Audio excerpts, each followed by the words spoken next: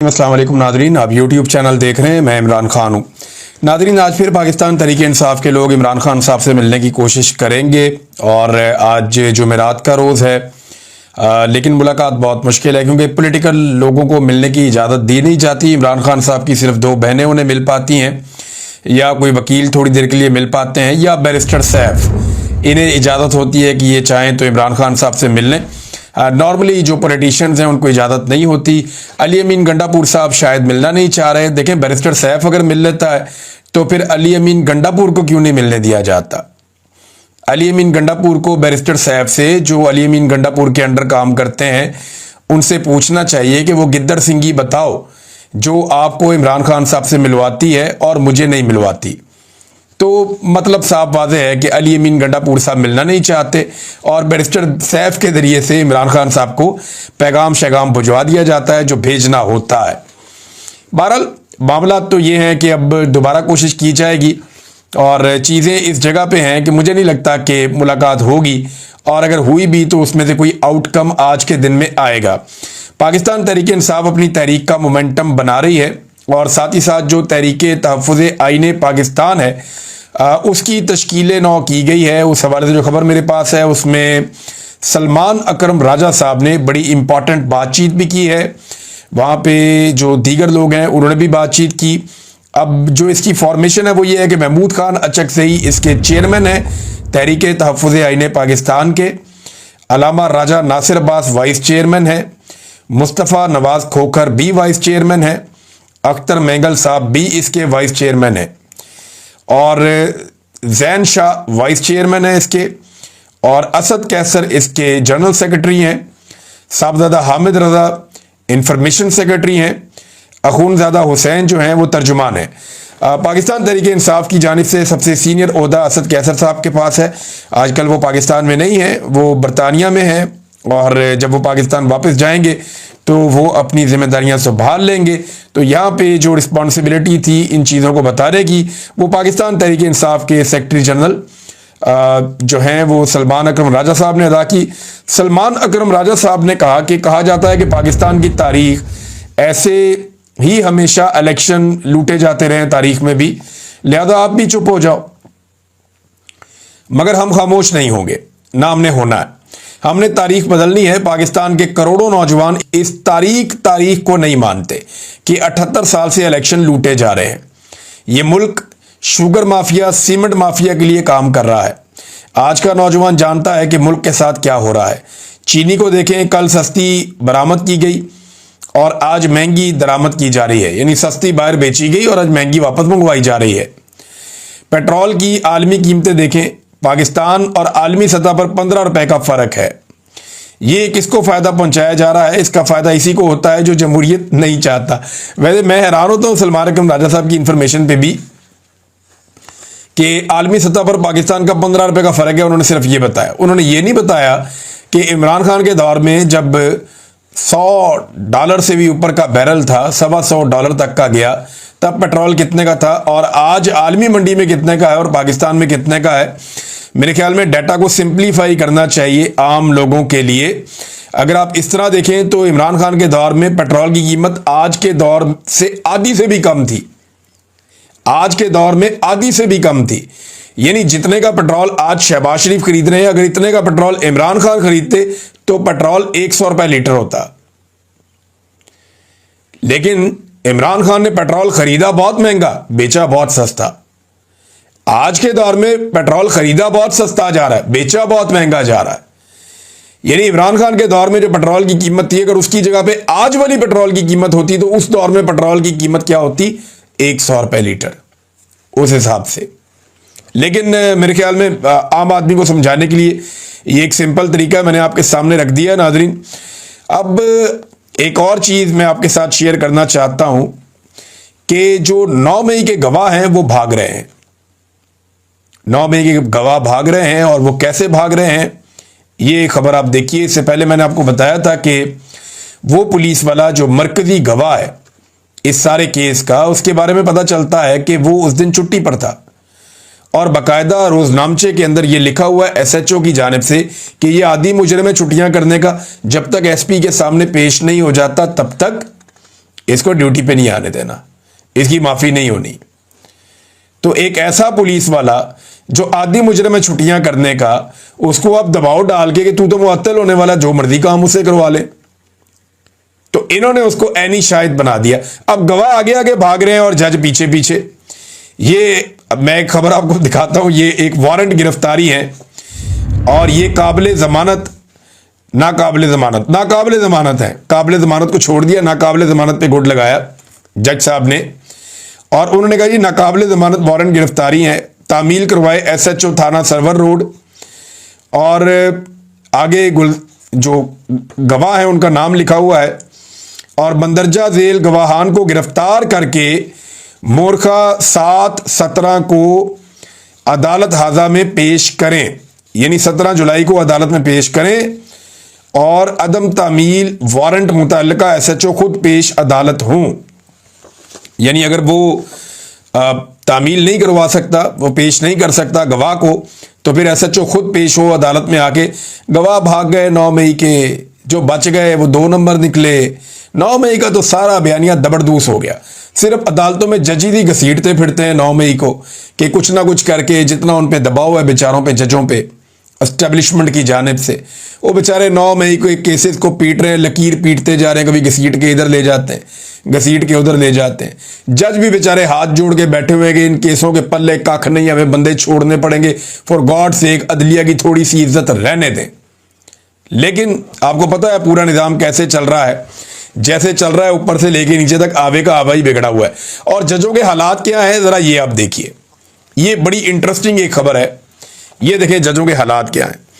Coat Lakhpat jail के अंदर trial हो रहा है, और ये शाकिर वान साहब ने रिपोर्ट की, बड़े मजे की बात है। कोट लखपत जेल के अंदर ट्रायल हो रहा है, ट्रायल के दौरान बिजली चली जाती है, बिजली जाती है तो हबस हो जाता है। तो जज साहब बहुत गुस्से में आ जाते हैं, और जज ने कहा कि जनरेटर लगाएं फौरी तौर पे, इतनी गर्मी है इस हबस के अंदर, कैसे हम ट्रायल करेंगे। जज ने इंतजामिया के ऊपर चढ़ाई कर दी, जनरेटर लगाओ, अदालत में बहुत गर्मी है। और ठीक 3 दिन पहले इसी अदालत के अंदर जो ट्रायल हो रहा था, तो यास्मीन राशिद ने और दीगर जो रहनुमा है पाकिस्तान तहरीक इंसाफ के, उन्होंने इसी जज को तहरीरी दरखास्त दी थी कि कई घंटे लोड शेडिंग हो रही है हमारे सेल्स के अंदर। हालांकि जेलों के अंदर डबल बिजली के कनेक्शन होते हैं, जेलों में लोड शेडिंग नहीं होती, ये मैं जानता हूं अच्छी तरह। ये नवाज शरीफ भी अंदर रहे, जरदारी भी अंदर रहे, बाकी लोग भी रहे, उन्होंने कभी लोड शेडिंग की शिकायत नहीं की। ये PTI वालों के ऊपर खास कर्म किया जाता है कि लोड शेडिंग भी कर देते हैं। उन्होंने कहा जेल ट्रायल के दौरान डॉक्टर यास्मीन राशिद समेत दीगर रहनुमाओं ने जज को तहरीरी दरखास्त दी थी कि कई घंटे लोड शेडिंग की जाती है, सांस लेने का मसला बन जाता है, हम बुजुर्ग लोग हैं, गर्मी के बायस बहुत परेशानी होती है। तो जज ने आज तक उस दरखास्त पर कोई अमल दरामद नहीं करवाया, और अपनी अदालत के अंदर थोड़ी सी लाइट चली गई तो उन्होंने कहा लगाओ जनरेटर, इतनी गर्मी में कैसे हम काम करेंगे। तो अदालत के अंदर तो ज़्यादा दिन ये चल रहा है। ऐसी अदालतें कैसे इंसाफ देंगी जो सिर्फ अपने लिए सोचती हैं और आम आदमी के लिए नहीं सोचती। नाज़रीन, सज्जाद बरकी साहब के हवाले से, ये इमरान खान साहब के अजीज हैं और अमेरिका के अंदर मौजूद हैं, पाकिस्तान तहरीक इंसाफ के हवाले से काम भी करते हैं। और मोहम्मद ज़ुबैर साहब ने एक बड़ी खबर दी है, ये आजकल कनाडा में मौजूद हैं, इन पे भी पाकिस्तान में ज़मीन तंग की गई। तो ज़ुबैर अली खान साहब जो हैं ये इस वक्त कनाडा में है। तो इन्होंने पहले ये खबर दी थी, खबर के बारे में तो मुझे आइडिया था, मैंने आपको पहले भी बता दिया था कि पाकिस्तान तहरीक इंसाफ ने खुद कोशिश की कि किसी तरह से जो जुल्फी बुखारी साहब ने बात की है कांग्रेस में, अमेरिकी कांग्रेस में ह्यूमन राइट्स के हवाले से इमरान खान साहब को लेकर, वो बात जुल्फी बुखारी साहब ना कर सकें, और तहरीक इंसाफ ने उसकी एक तहरीरी कोशिश भी की है। जो पैगाम चला वो इमरान खान साहब के घर से चला, इमरान खान साहब की बहनों की तरफ से, और अमल दरामद किया सज्जाद बरकी साहब ने मुबैना तौर पे। लेकिन इसमें जो अब उन्होंने एक लेटर लिखा कांग्रेस को, इसमें ज़ुबैर अली खान साहब ने उसका तर्जुमा छाप दिया। अब तर्जुमा क्या कह रहा है, जो ईमेल की सज्जाद बरकी ने, वो ईमेल क्या कहती है, नुमाइंदा क्रिस स्मिथ, नुमाइंदा जेम्स पी मैक गॉवरन और मार्क मेलुसिच, बल्कि इन सबके नाम लेके आगे वो लिखते हैं, मोहतरम हजरात, मैं आपको पाकिस्तान में जारी सियासी जबर के मौजू पर 15 जून को होने वाली Tom Lantos human rights commission की समाअत के हवाले से खत लिख रहा हूं। अमेरिका में कायम पाकिस्तान तहरीके इंसाफ के ऑफिस ऑफ इंटरनेशनल चैप्टर्स का सेक्रेटरी जनरल होने के नाते मुझे हमारे कैद चेयरमैन इमरान खान के अहले खाना की जानिब से राब्ता किया गया है, जिन्होंने उनकी इस समाअत में नुमाइंदगी के हवाले से शदीद तहफ़्फ़ुज़ात का इज़हार किया है। ख़ानदान ने मुझसे गुजारिश की है कि मैं आपको वाज़ेह तौर पर आगाह करूं कि सिर्फ उनके बेटे सलमान खान और कासिम खान को चेयरमैन इमरान खान की नुमाइंदगी का इख्तियार हासिल है। ख़ानदान इमरान खान की जानिब से बात करने का किसी और को मजाज नहीं समझता। सलमान खान और कासिम खान जो बरतानवी शहरी हैं और बरतानिया में मुकीम हैं, अगले हफ्ते अमेरिका का दौरा करेंगे ताकि पाकिस्तान में जारी सियासी जबर और अपने वालिद साबिक़ वज़ीर-ए-आज़म पाकिस्तान इमरान खान की गैर मुनसिफाना और मुसलसल कैद के बारे में बात कर सकें। वो टॉम लैंटोस कमीशन के मेंबरान से मुलाकात के लिए बखुशी तैयार हैं ताकि चेयरमैन इमरान खान की मौजूदा सूरत हाल और पाकिस्तान के मौजूदा सियासी फौजी निज़ाम के मज़ालिम पर रोशनी डाल सकें। मैं इस मामले में आपकी तवज्जो और गौर का मुंतज़िर हूँ।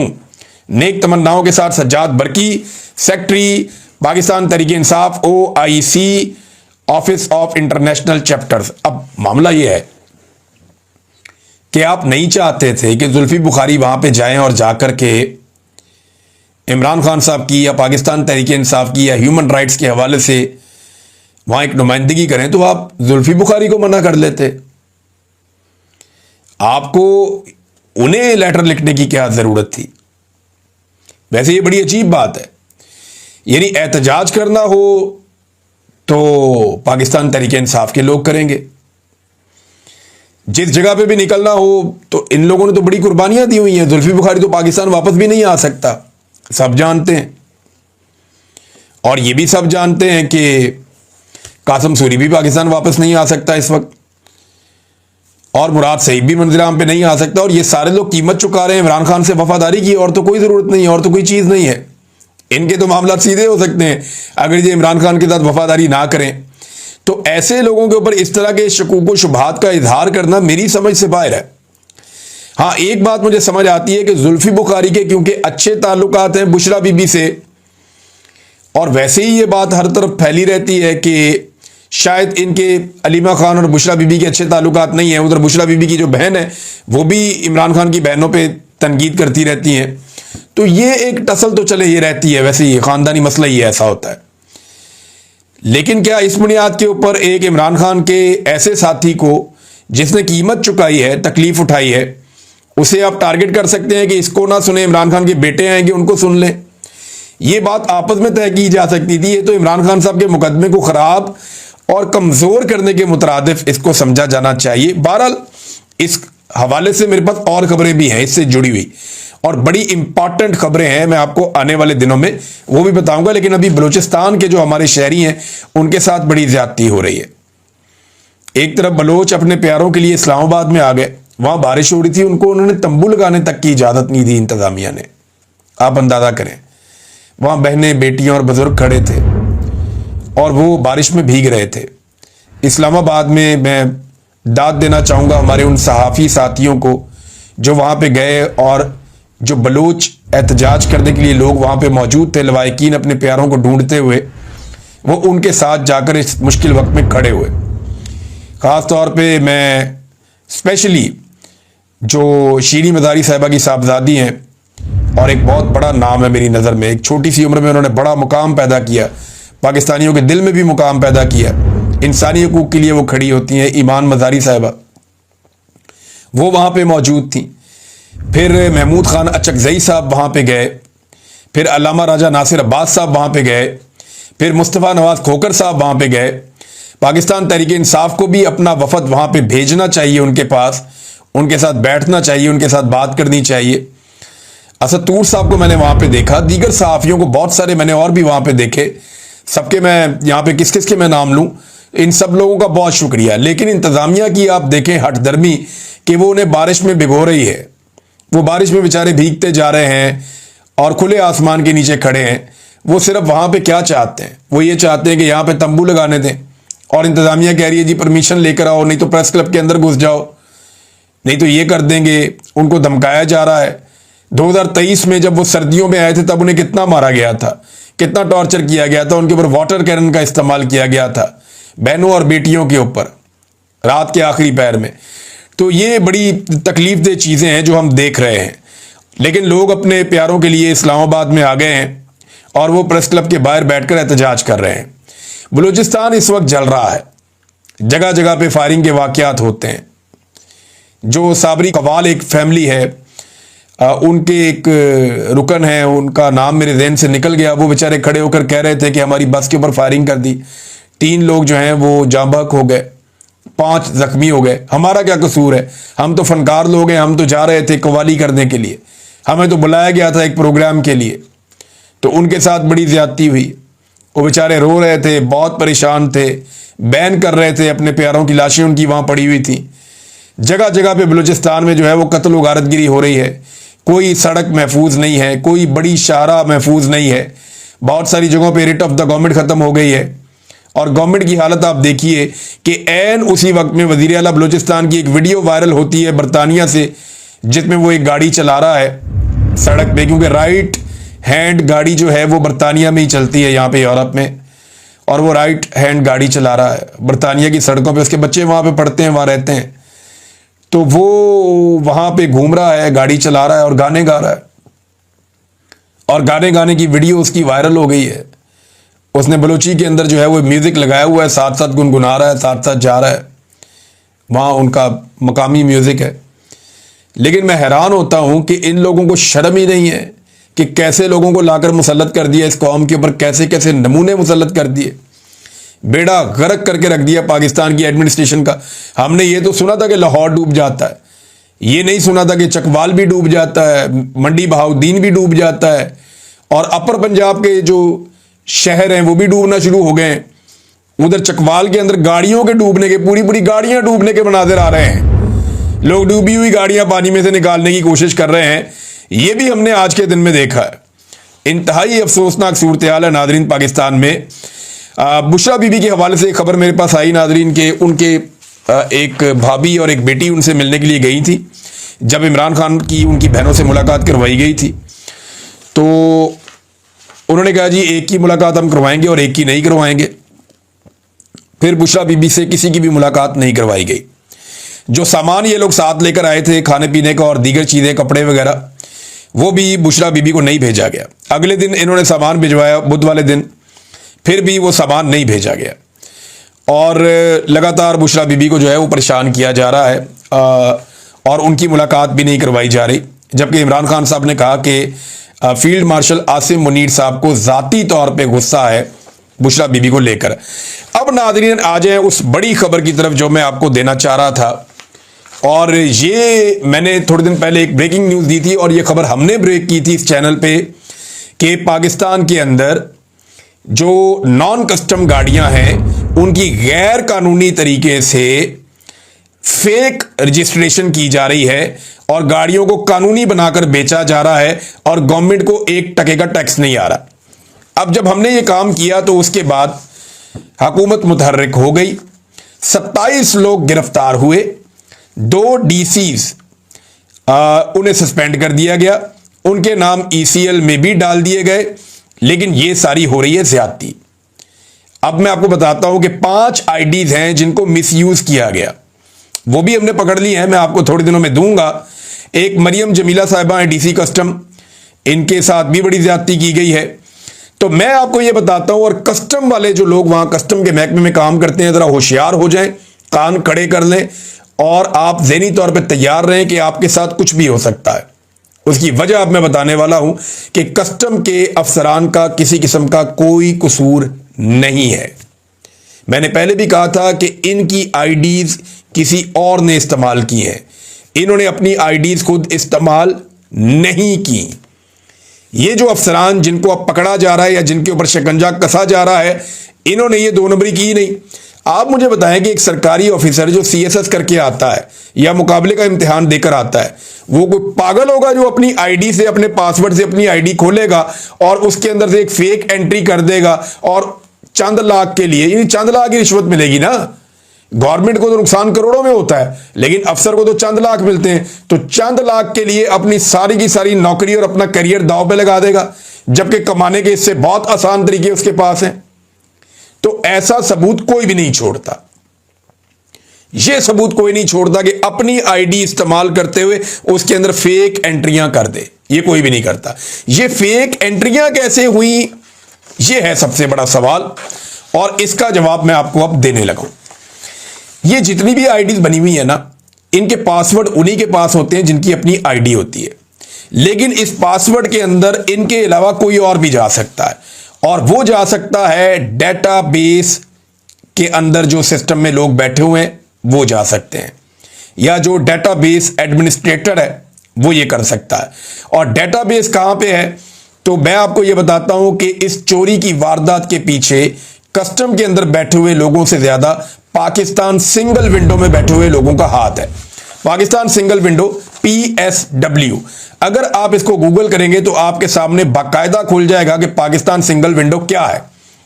और यह खुद बताता है कि पाकिस्तान सिंगल विंडो एक मजबूत डिजिटल प्लेटफॉर्म है जो तिजारत में शामिल फ्रीकैन को मियारी मालूमात और दस्तावेजात को सिंगल एंट्री पॉइंट के साथ दाखिल करने की इजाजत देता है, ताकि तमाम दरामदात जो चीजें पाकिस्तान में मंगाई जाएं या बरामदात या पाकिस्तान से बाहर भेजी जाएं, और ट्रांजिट से मुतालिक या जो चीजें पाकिस्तान के गुजर के दूसरे मुल्कों में जाती हैं, कोई जो रेगुलेटरी जरूरियात है उनको पूरा किया जा सके। यानी ये पाकिस्तान सिंगल विंडो वो है जो तजारत के मामलात को रेगुलेट करता है, और इसके पास सारा डेटाबेस मौजूद है, और इसके पास एक्सेस है कस्टम के डेटाबेस तक भी और इन तमाम आईडीज तक भी। अब इन आईडीज को इस्तेमाल किसने किया, इसका पता कैसे चलेगा, तो मैं आपको बताता हूं दो चीजें।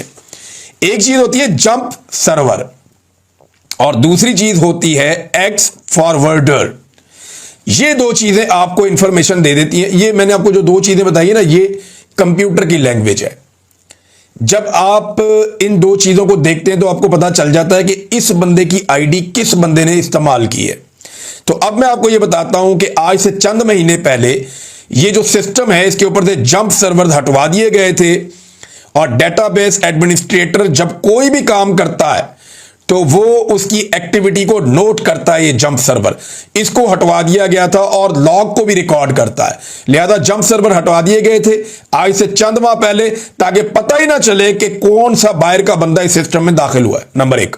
नंबर दो, एक्स फॉरवर्डर भी हटा दिए गए थे, एप्लीकेशन से रिमूव करवा दिया गया था एक्स फॉरवर्डर्स को, ताकि पब्लिक आईपी जो है सिस्टम के अंदर ना आए, पता ही ना चले कि किस जगह से किसने काम डाला है। अब सिर्फ ये चेक कर लें ये दो चीजें किसने हटवाई थी, ये जंप सर्वर किसने हटवाए थे और एक्स फॉरवर्डर एप्लीकेशन से रिमूव किसने करवाए थे, ये पता करवा लें। मैं आपको कुछ नाम देता हूं, इन नामों को आप चेक करेंगे तो आपको सारा कुछ ही मिल जाएगा। इसके अंदर एक नाम है इमरान मोहम्मद का, ये कस्टम का सबसे लंबे अरसे तक, लंबे टन्योर तक रहने वाला डीजी है। इनके दौर में 4 बड़े स्कैंडल आ चुके हैं, इनको चेक करवा लें आप। ये डीजी कस्टम रिफॉर्म्स है, 21वां ग्रेड है इनका। इनको पूछें बिठाकर, ये आपको सारी कहानी सुनाएंगे कि 2 नंबरी हुई क्या है और किसने की है और ये कहां पे रिस्पॉन्सिबल है। अच्छा, दूसरा बंदा है जी आफ्ताब हैदर, ये 18 लाख रुपया तनख्वाह लेते हैं, ये पाकिस्तान सिंगल विंडो के CEO हैं।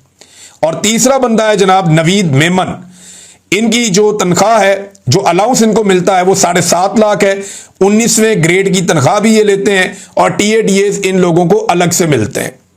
अब ये जो बंदे हैं, इन 2 लोगों ने, आफ्ताब हैदर ने और नवीद मेमन ने मिलकर 12 लोगों की एक टीम भर्ती की है, और ये सारी टीम ये IT से रिलेटेड टीम है, और इन लोगों के पास ये इख्तियार होता है कि ये घुस सकते हैं डिफरेंट आईडीज के अंदर, और यहीं से ये कार्रवाई मेरी इतला के मुताबिक हुई है।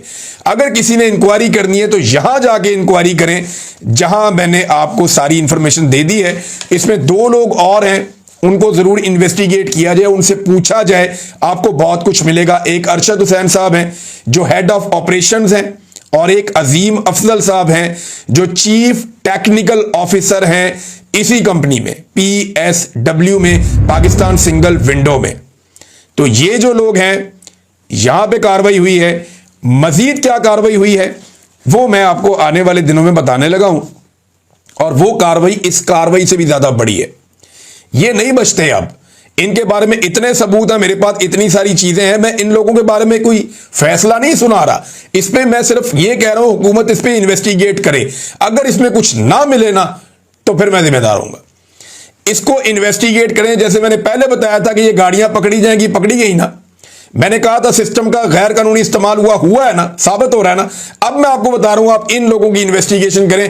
आपको चोर कस्टम में नहीं मिलेगा, पाकिस्तान सिंगल विंडो के अंदर आपको चोर मिलेगा इस सारे मामले का, जो मुझे समझ आ रही है अब तक। और अभी कुछ और चीजें भी मैं आपको बताता हूं। अभी इसमें 5 इंटरपास लोग हैं, इंटरपास, जिन्हें 2-2 लाख के ऊपर भर्ती किया हुआ है पाकिस्तान सिंगल विंडो में ऑपरेशंस के अंदर।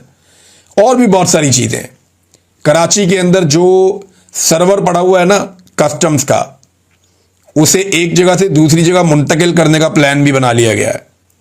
पाकिस्तान में एक सुई से लेके एक जहाज तक भी आता है ना, उसका रिकॉर्ड उसके अंदर है। आप सोच नहीं सकते कि कितनी बड़ी कार्रवाई होने जा रही है। बस सिर्फ इसको भी यहां तक देखें, आहिस्ता आहिस्ता मैं बताऊंगा पाकिस्तान के सिस्टम को, पाकिस्तान के निजाम को। अगर आप वाकई चोरी